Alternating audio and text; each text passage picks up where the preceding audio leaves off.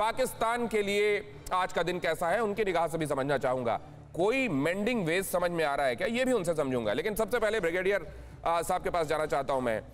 सबसे पहले मैं लेफ्टिनेंट जनरल साहब के साथ इस चर्चा की शुरुआत करना चाहता हूं, माफ कीजिए, विनोद भाटिया साहब के साथ।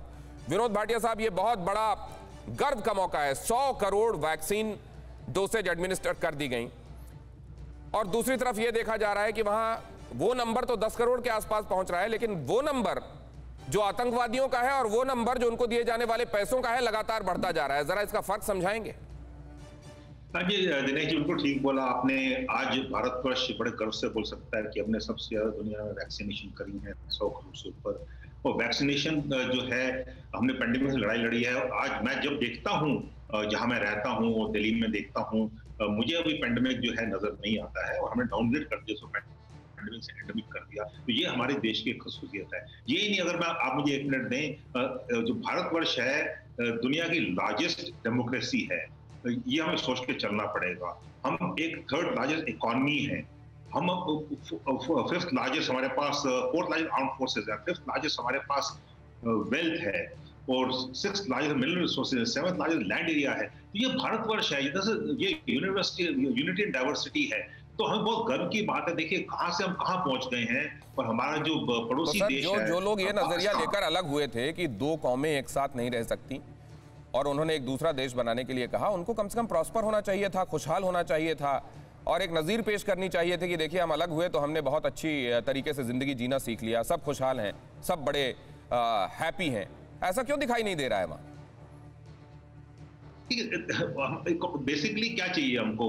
हर आदमी को वेलबींग चाहिए, इकोनॉमिक वेलबींग चाहिए, और बहुत फर्क है दोनों देशों के बीच में। अभी पाकिस्तान जो है, इकोनॉमिक कंडीशन उसकी ऐसी है क्योंकि उसने जो इन्वेस्ट किया है वो टेरर में इन्वेस्ट किया है, चाहे वो इंडिया में हो, चाहे अफगानिस्तान में, चाहे पूरी दुनिया में हो। और आप देख के चलें, कहां भी जो आतंकवाद फैलता है उसका 80 to 85% कनेक्ट जो है डायरेक्ट या इनडायरेक्ट पाकिस्तान, मतलब आप ये कह रहे हैं सर, प्रायोरिटीज नुमाइंदा होता है। तो ये देख के चलना पड़ेगा, जो उन्होंने इन्वेस्ट किया है वो टेरर में इन्वेस्ट किया, हमने इन्वेस्ट किया अपने लोगों में इन्वेस्ट किया, अपने देश में इन्वेस्ट किया है। तो यहाँ दोनों को बहुत फर्क नजर आता है। मतलब आप ये कह रहे हैं सर कि किसकी क्या प्रायोरिटीज है और किसमें कौन इन्वेस्टमेंट करता है, अपनी टाइम का, एनर्जी का, मनी का, इमोशंस का। कैसा लग रहा है आरिफ अब्बासी साहब ये सुनकर आपको, और कंपैरिजन में आप अपने मुल्क को कहां पा रहे हैं? बहुत शुक्रिया जी। देखें, आपने शुरू में जो बातें की उसमें 3 चीज़ें आपने FATF का कहा, आपने आज़ाद कश्मीर की बात की, आपने वैक्सीनेशन की बात की। अगर मैं बात करूं FATF की, तो यह इदारा जितना पोलिटिसाइज हो चुका है, जिस तरह सियासत के लिए इसको इस्तेमाल किया जा रहा है, जिस तरह मुख्तलिफ ममालिक की बाजू मरोड़ने के लिए इसको इस्तेमाल किया जा रहा है, उनसे अपने नाजायज़ मुतालबात मुख्तलिफ क़ुव्वतें मनवाने के लिए, तो इस इदारे की कोई अहमियत रही नहीं है। और उसमें पाकिस्तान को इसलिए कोई ख़तरा नहीं है कि हम कोई ऐसा गलत काम नहीं कर रहे जिसके वजह से हमें कोई डार्क लिस्ट में, ब्लैक लिस्ट में डालेगा और वाइट लिस्ट में जाने के लिए। आपकी आरिफ अब्बासी साहब, भाई आपको जिस तरह पोलिटिसाइज हो रहे हैं हमें अंदाजा है ना जी। उसके बाद जहाँ तक आज़ाद कश्मीर का ताल्लुक है, मेरा खुद ताल्लुक आज़ाद कश्मीर डिस्ट्रिक्ट मुजफ्फराबाद से है, और मैं आपकी इत्तला के लिए अर्ज़ करूँ कि आज़ाद कश्मीर में इस टाइम एक जमहूरी हुकूमत है, और मकबूजा कश्मीर में पिछले 10 साल से जिस तरह पिसा जा रहा है अवाम के ऊपर, जो जुल्म हो रहा है, और जहाँ जो वो गवर्नर राज और पता नहीं क्या क्या लगाया जा रहा है, और जिस तरह स्कूल, कॉलेज, यूनिवर्सिटियाँ, हॉस्पिटल तक पिछले कई साल से बंद है, तो वो एक दब्बा है नाज जमहूरियत पे जो इंडिया के। वैक्सीन लगाई है आपने मुजफ्फराबाद में, जहां से ताल्लुक है आपका? हमारी 10 करोड़ की लग चुकी है। नहीं, पाकिस्तान की नहीं, मुजफ्फराबाद में, POK में कितनी एडमिनिस्टर की? मुजफ्फराबाद में इस टाइम 95% वैक्सीनेशन हो चुकी है। फिगर दीजिए, परसेंटेज में बात मत कीजिए, आप तो वहां से ताल्लुक रखते हैं। हमारी 4.5 मिलियन की आबादी है आज़ाद कश्मीर की, और उसमें मोर देन 30 लाख लोगों को 45 लाख में से वैक्सीन लग चुकी है। और मैं एक बात और आपको और बता दूं, आज़ाद कश्मीर की 100% आबादी 1 मिलियन रुपए की उनको इंश्योरेंस है, हेल्थ इंश्योरेंस है। आज़ाद कश्मीर का हर घर के पास 10 लाख रुपए हुकूमत पाकिस्तान ने सिर्फ उनके हेल्थ इंश्योरेंस के लिए दिया हुआ, जो मकबूजा। आरिफ अब्बासी, एक बात बताइए, आज से मैं आपको आरिफ अब्बासी ना कहकर कुछ और बुलाना शुरू कर दूं, इससे आप बदल जाएंगे क्या?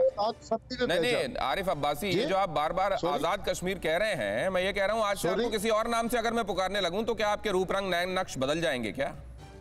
मैं आपको मकबूजा बोले, आजाद बोले, आप हमारे लिए वो मकबूजा है। वो है तो नहीं, एक सेकंड। और दूसरे, अगर इतने खुशहाल है वहां के लोग, तो आए दिन प्रदर्शन क्यों होते हैं वहां? क्या हो रहा है? ट्रांसपेरेंट इलेक्शन फ्रीक्वेंटली हो रहे हैं पिछले, जब से आजादी हमें मिली है। मकबूजा कश्मीर में आप लोगों ने क्या किया? कभी गवर्नर राज, कभी आपने 370 आपके यहाँ का बताइए, वहां इतने प्रदर्शन क्यों हो रहे हैं?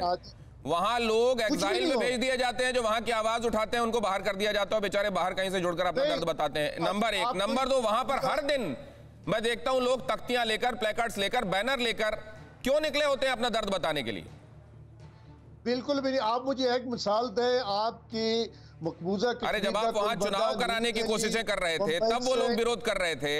आज वो लोग कह रहे हैं कि हम इतने नेचुरल रिसोर्सेज से भरपूर होने के बावजूद गरीब हैं और इसके लिए ये पाकिस्तान सरकार जिम्मेदार है जो शोषण करती है हमारा। क्या ये गलत आरोप है?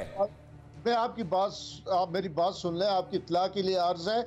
आजाद कश्मीर में जो रेशो है तालीम की, वो पाकिस्तान से, पाकिस्तान के किसी भी जिले से बहुत ज्यादा है। इस टाइम वहाँ मोर देन 90-91% जो है ना लोग तालीम याफ्ता है। भारत का हिस्सा है, इसलिए सद्बुद्धि बनी हुई है वहाँ। अभी पढ़ने पढ़ाने में लोगों का अभी पढ़ने पढ़ाने में लोगों की दिलचस्पी है। मैं कह रहा हूँ कि 90% लिटरेसी रहे।